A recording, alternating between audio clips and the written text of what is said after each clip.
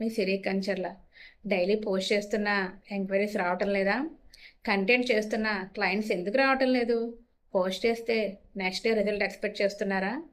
బిజినెస్లో పేషెన్స్ లేకపోతే growth slow అవుతుందండి. మనం ఒక ఎగ్జాంపుల్ చెప్పుకుందామండి. మీరు డైలీ కంటెంట్ చేస్తారు, రెగ్యులర్గా పోస్ట్ చేస్తారు, ప్రొడక్ట్స్ కూడా షేర్ చేస్తున్నారు, కానీ క్లయింట్స్ ఎంక్వైరీస్ రావటం లేదని ఫీల్ అవుతున్నారా? ఆ ఎగ్జాంపుల్ ఏంటంటే, ఒక సీడ్ నాటామండి, అంటే నెక్స్ట్ డే ఫ్లవర్స్ రావు కదా.